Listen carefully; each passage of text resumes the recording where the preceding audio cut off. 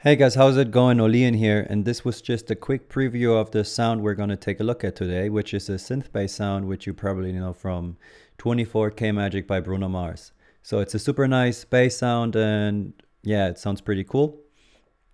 And we're going to take a look at how to recreate it in any synthesizer, really. I'm going to be using Silent 1, but I'm going to go through the steps and through the different elements in a way which will allow you to recreate it in any synthesizer of your choice.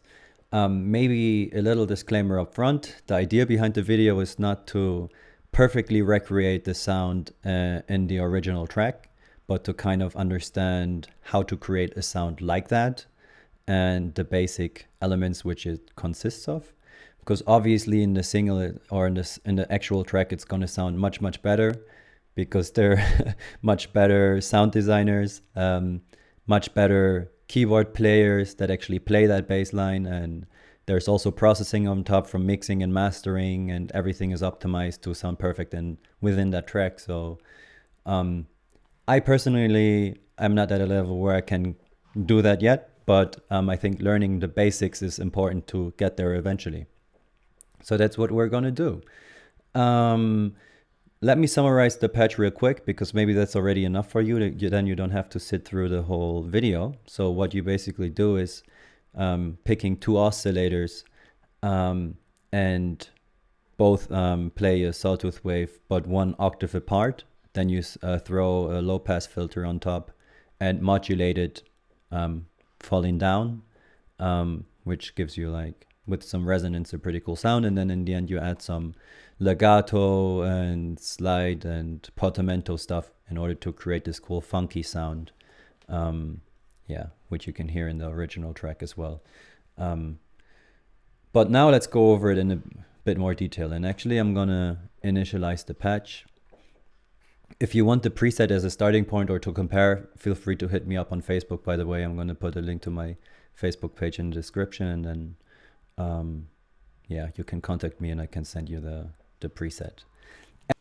Anyway, let's take a closer look at how to recreate this bass sound. So as I already said, we're going to use two different oscillators, both of them playing a sawtooth wave, but one of them being pitched down by 1 octave. 1 octave equals 12 semitones, or semitones. Maybe you have to adjust it in that way, but in Silent you can pull it down by 1 octave. You also have to make sure that each oscillator has at least one voice, so we actually hear something. And we're also going to turn off the retrig mode.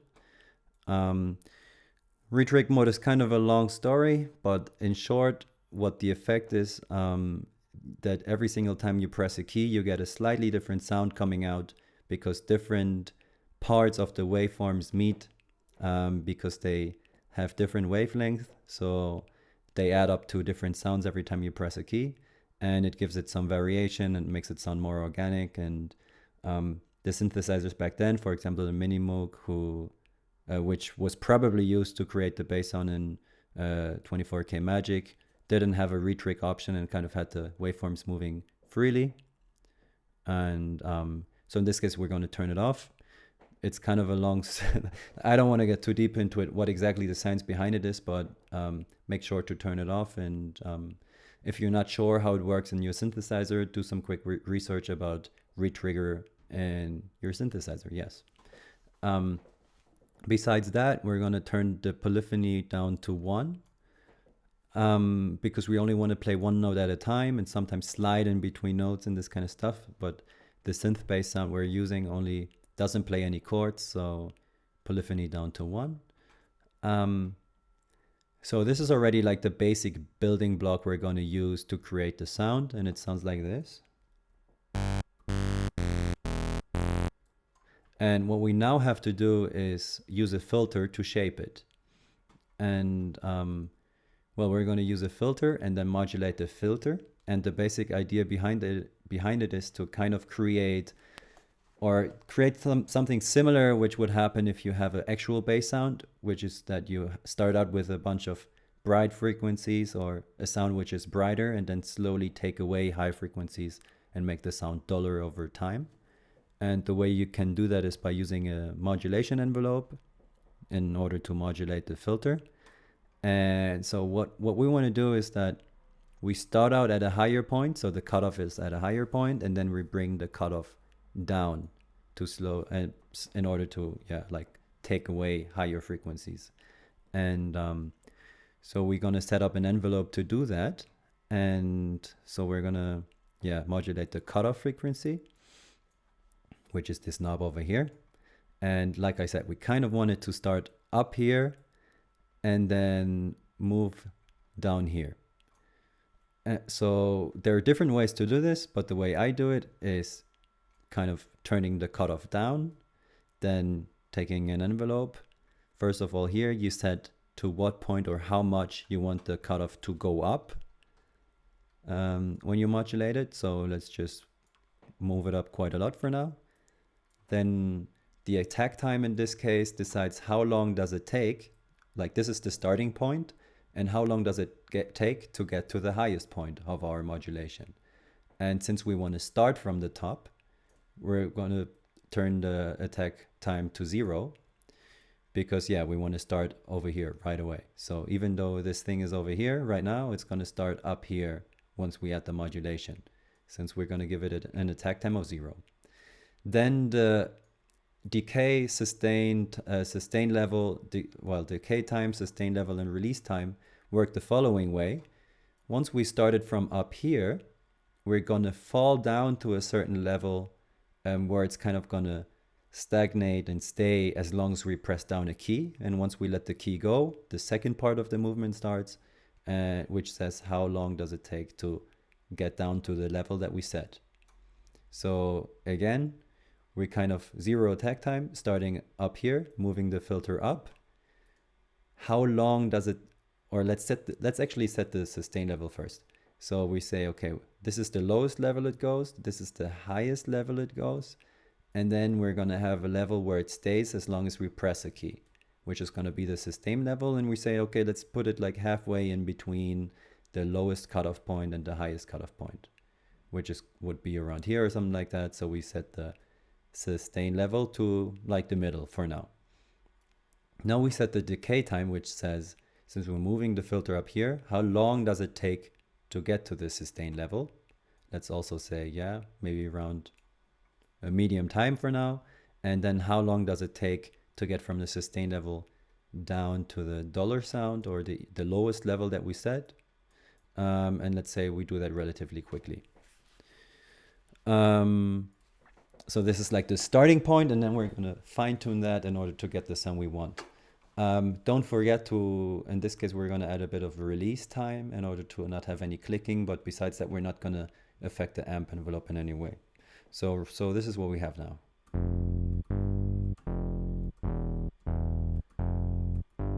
So actually, I want to boost that slightly more and even make the sound slightly brighter.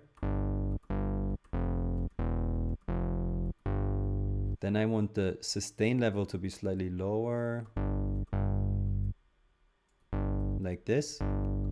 Sounds okay, but actually I'm gonna add a second envelope to modulate the cutoff as well, in order to be able to give a slightly more advanced envelope. If you want to know why exactly I would do that, check out my video on advanced envelopes in Silence. That kind of explains why it can make sense to use 2 envelopes to modulate the same thing. And I'm actually just going to give it a bit of decay.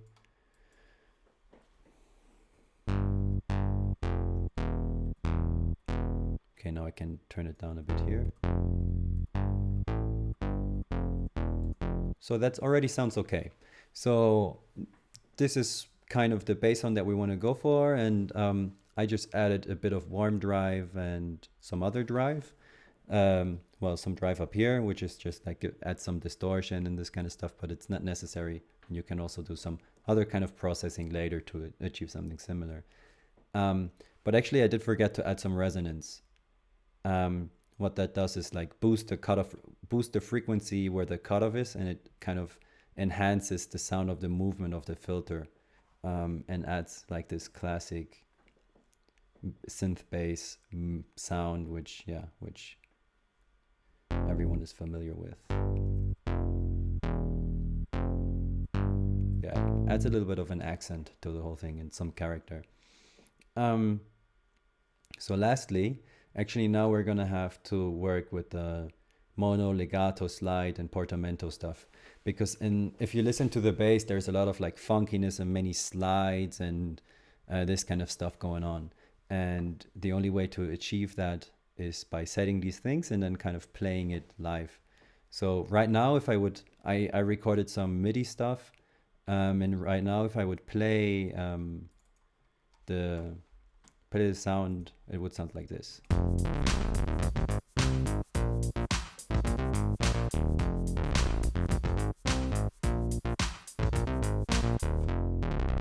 Especially the slides sound very bad. So what the slide is kind of, you play a note and then just move your hand down the keyboard in order to create the slide. But it sounds much better if we actually turn the legato mode on. And what legato does, it controls the envelopes, like the amp envelope and the modulation envelopes, and tells them not to start over, but to stay at the sustain level. If you still press a second key. So if, let's say we press down one key, for example, it starts bright and gets to the sustain level, which is dull right now. And now if we play another key while still pressing the other one, it kind of moves softly to the different note, almost as if you weren't actually pulling the string of a bass guitar again, but just moving down your finger. It's kind of like a legato bass movement. So we want that. If we now listen to the slide,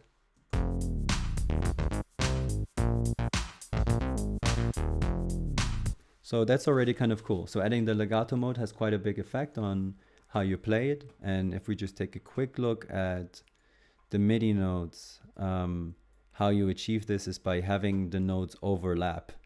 You see all these notes overlap, but then if you actually want to have the bright stuff come in again and have the envelope start over again, you need some space in between the MIDI notes. Okay, so I guess this stuff is the easiest way to achieve this and to control it is by actually playing stuff live, because it's difficult to just like perfectly make that happen by drawing in the MIDI notes. And then the little extra thing I put on top is turning on the slide mode and adding it some portamento. And what this is, it kind of, if you play a new note, even though you like, this is tough to explain. So let's say you press a low note and afterwards you press a higher note. Instead of jumping from one pitch to the next pitch, what happens is you kind of slide along the keyboard, similarly to when you actually do a slide with your hands, and kind of play the other pitches in between and then make it to the next, to the pitch that you actually played. And if you add a bit of that stuff, it gives it like this little movement sliding into the next note and adding some more legato stuff or some more sliding, but without actually having to do that. And it's possible that the guys actually did that with a pitch bend knob or something like this on their synthesizer. But since I'm not such a good keyboard player and this kind of stuff, I actually added some of this in order to create some cool sounds in there. It's not necessary, but it adds something to it. Yeah, and that's basically it. I hope it was helpful. If you like this kind of stuff, feel free to give it a thumbs up and subscribe. If you have any questions, feel free to contact me or to comment. I always reply. And yeah, I'm looking forward to making some more stuff. If you found it helpful, feel free to stay tuned for some things. Even if you have some advice and feedback, I'm also happy about it because yeah, I also want to get better at making some videos and explaining stuff because it's fun and it helps me to also wrap my mind around some things. Yeah, hope to see you around, guys. Bye.